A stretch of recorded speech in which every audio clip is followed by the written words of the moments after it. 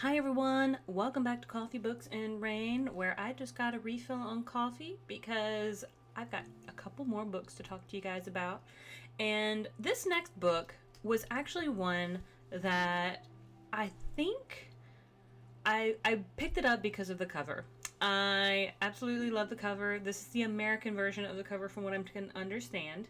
This book is a #1 Korean bestseller with over 1 million copies sold. So I was able to actually get an advanced reader copy of the English translation of this from NetGalley.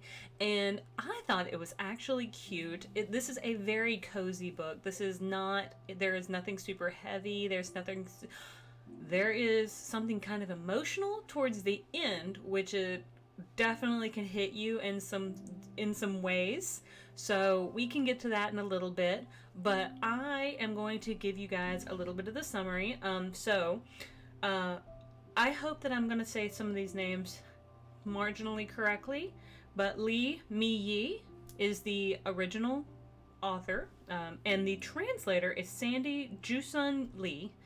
And I think I even have a little blurb from when I was audiobooking this that I may have not audiobooked. I'm sorry, I didn't audiobook it. I e-booked it. But I think I saved a screenshot in order to kind of make a comment on what the translator said with regards to this book, because she absolutely loved this book, and being able to translate it was something that she adored doing. And so you can really tell when you read this book that the person who is translating it was a fan of this book. And I love that. I love that you can tell that this book was written kind of from a very loving standpoint. So, one of the other things and the reasons that I picked this up is there was something about having a department store that sold dreams. I think because I'm a lucid dreamer, I am someone who dreams very vividly, can remember most of them pretty frequently, and often has the ability to manipulate my dreams. Having a department store kind of in a dream realm, sorry if like my pillow behind me is stabbing me with little feathers, so I'm going to shift it a little bit. But just that whole premise was very clever. Some of the aspects in the book do sound like they may relate culturally to maybe Korean culture. I think that's my only thinking, is I don't know if maybe that's why some of the people didn't understand some of it, but I loved it. Like, I give this book 5 stars because it hit me in some really enjoyable ways. It is, I don't know if I would really call it magical realism, because we are in a dream realm the entire time. I would probably put this in a fantasy realm.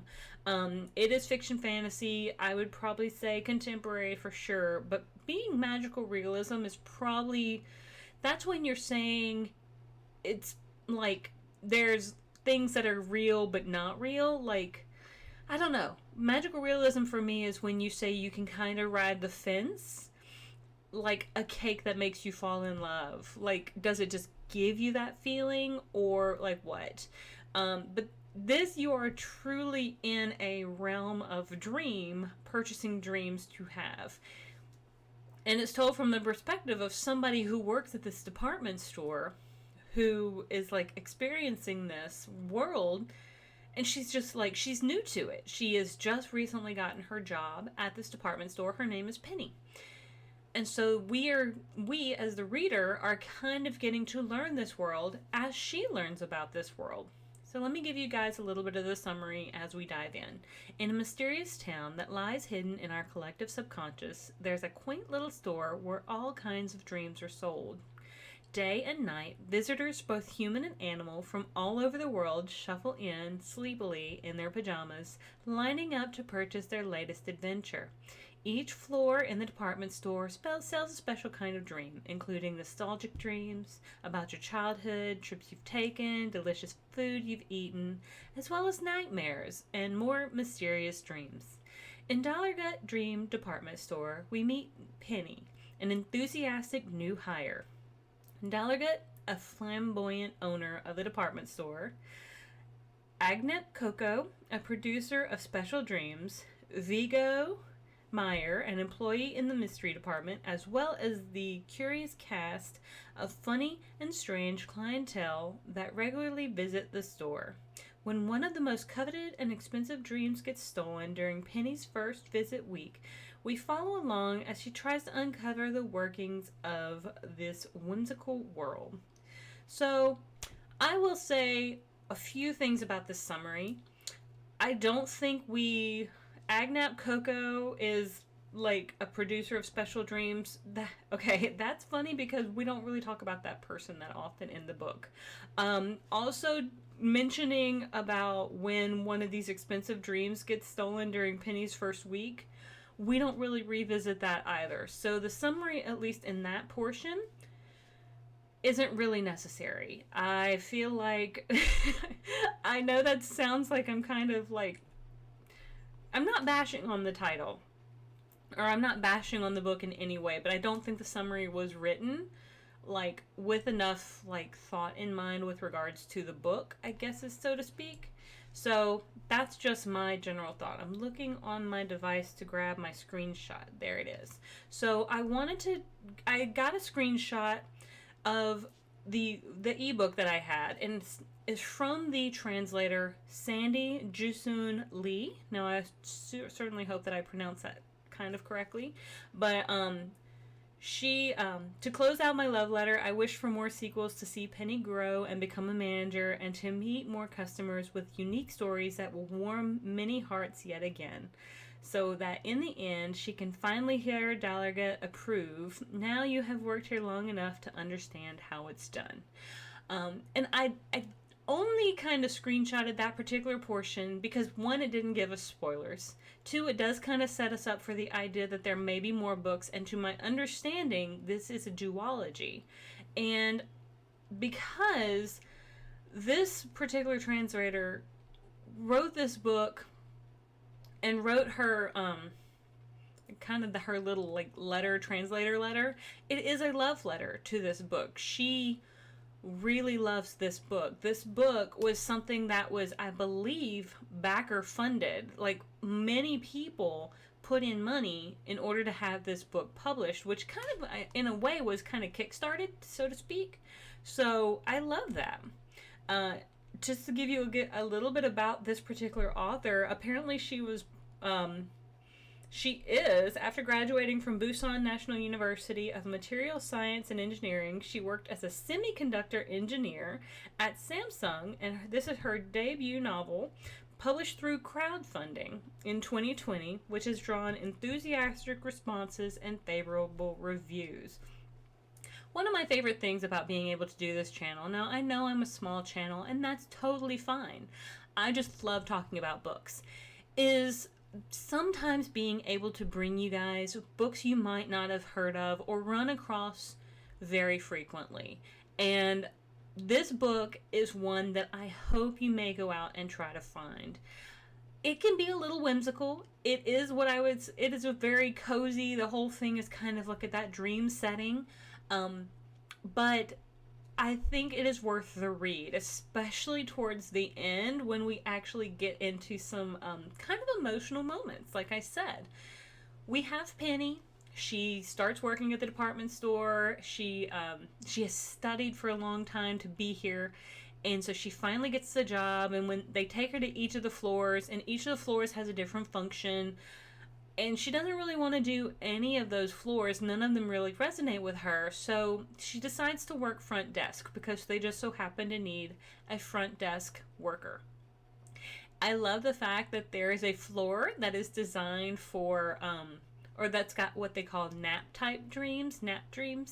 And that's where the animal dreams are. Because I know that my dogs, they dream frequently. They'll make their little yips, and then their little bodies will kind of twitch, and it's so cute because you know they're dreaming.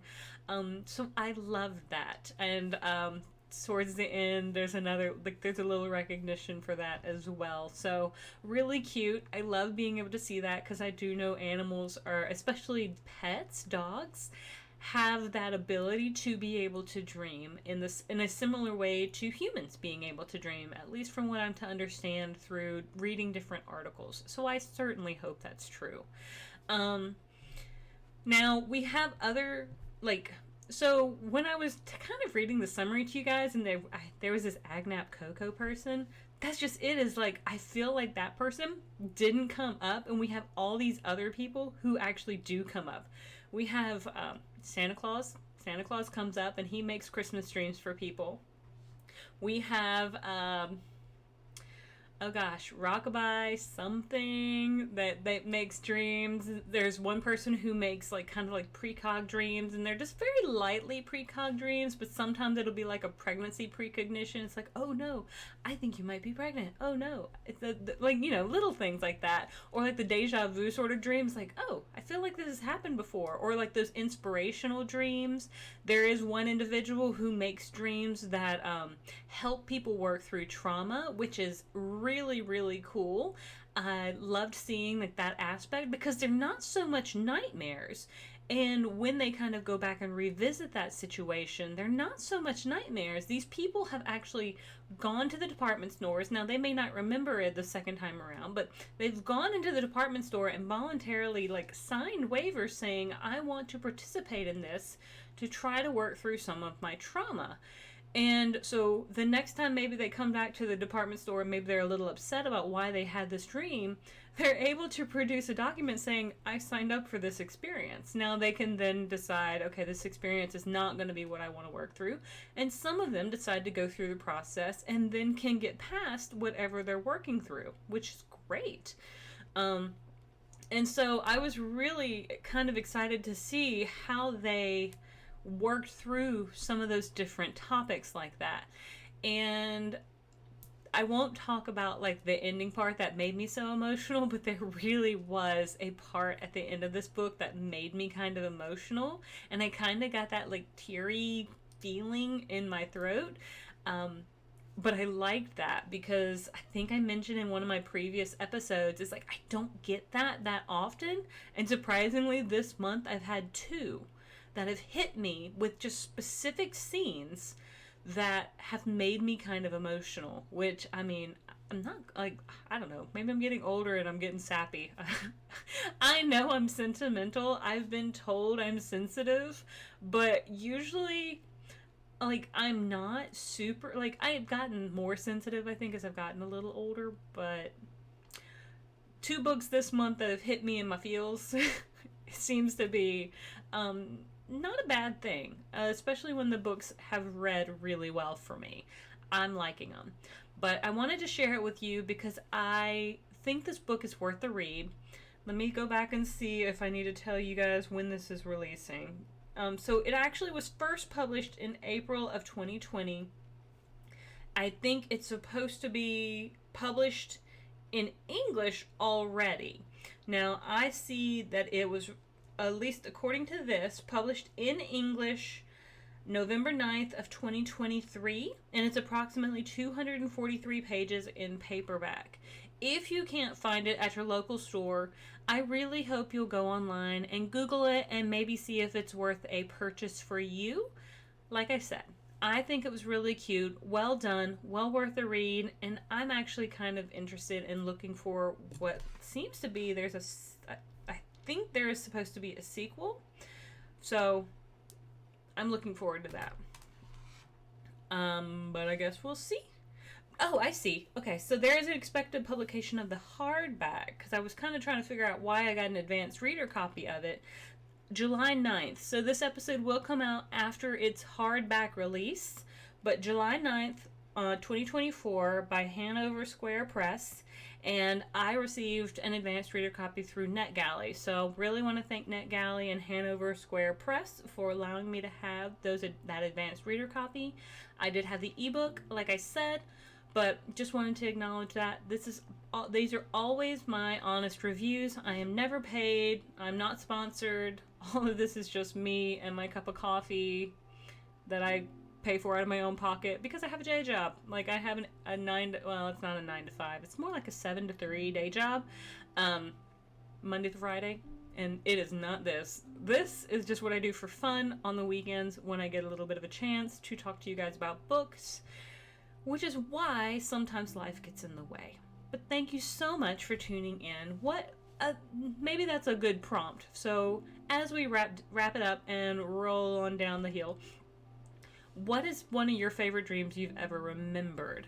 Do you have a dream that you've remembered? One, like, I remember a dream that I had when I was a kid, like a young kid. It was in my old apartment back in Monroe, Louisiana, and I used to live, there was like a little culvert behind my house, and it was so funny because I know it had Ghostbusters in it, it had like Slimer in it, this was like late 80s, early 90s, but my apartment was haunted. I do remember that.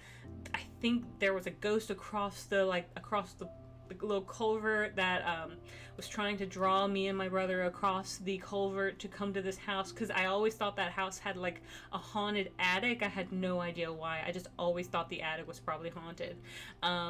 But anyway, so that was just part of the dream. It's like, and then my dad had one of those really big stereo systems. I'm talking like those 2 speakers that are like 3 feet tall each, with like the stack and then the glass door that opened up. But anyway, like Slimer was underneath that. I don't know why, but that's just one of my dreams. That's literally one of my dreams. Thank you so much for tuning in. Please like and subscribe if you think I am at least minimally ridiculous enough to like and subscribe to, and I will talk to you later, and have a great one, and I will see you on the next page. Bye.